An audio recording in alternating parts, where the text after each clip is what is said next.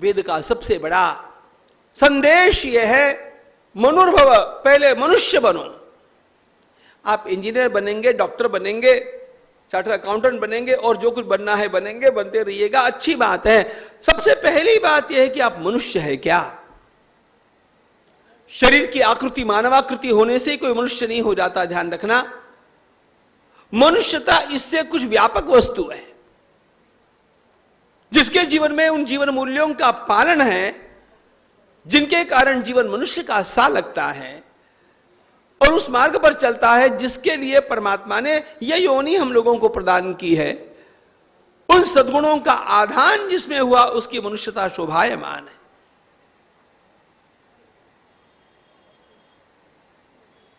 भाई को भाई के साथ, माता पिता को पुत्रों के साथ, पुत्रों को माता पिता के साथ, राजा को प्रजा के साथ, प्रजा को राजा के साथ, पति पत्नी का आपस में, स्वामी का सेवक के साथ, सेवक का स्वामी के साथ संबंध कैसा होना चाहिए। It's the science of human relations. और इसी को धर्म कहते हैं, ध्यान रखना। धर्म कोई आकाश पाताल की अगड़म बगड़म वस्तु नहीं है। भगवान धर्म की शिक्षा प्रदान करने के लिए पधारे हैं। रामो विग्रहवान धर्मः। भगवान श्री राम का वर्णन करते समय महर्षि वशिष्ठ मुनि ने कितने दिव्य शब्दों का प्रयोग किया। रामो विग्रहवान धर्मः, all human values personified, that is Shri Ram. शिक्षा में भी ये जीवन मूल्यों का शिक्षण सर्वाधिक महत्वपूर्ण होता है। और यह बात बाली के द्वारा और सहस्त्रार्जुन के द्वारा और परशुराम जी के द्वारा नहीं हो सकती, क्योंकि ये तीनों एक एक दुर्गुण से लांछित है।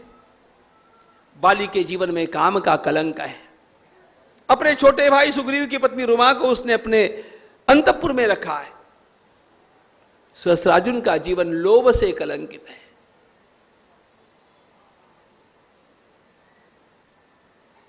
राजा होकर के भी एक ऋषि के आश्रम में जाकर के कामधेनु को चुरा करके लाता है। लोभ मूलानि पापानि। भगवान परशुराम जी महाराज के जीवन में न काम है न लोभ है, लेकिन क्रोध तो है ही।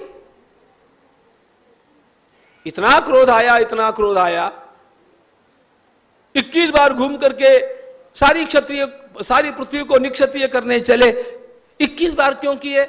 वर्णन ऐसा है, उनके सामने उनके माता जी ने 21 बार छाती पीटी। ये कोई मेजरमेंट है?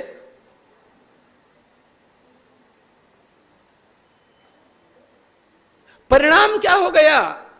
परिणाम विश्व की क्षत्र सत्ता इतनी दुर्बल हो गई कि रावण जैसे पापियों के लिए तो खुला मैदान मिल गया।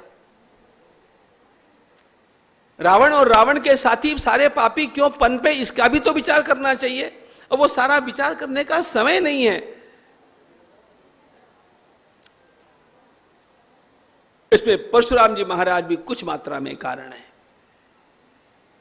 एक समय उन्होंने दिव्य कार्य किया,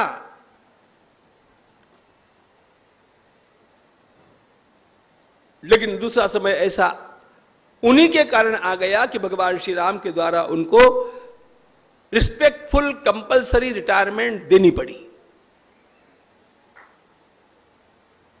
तीनों शब्द महत्वपूर्ण है।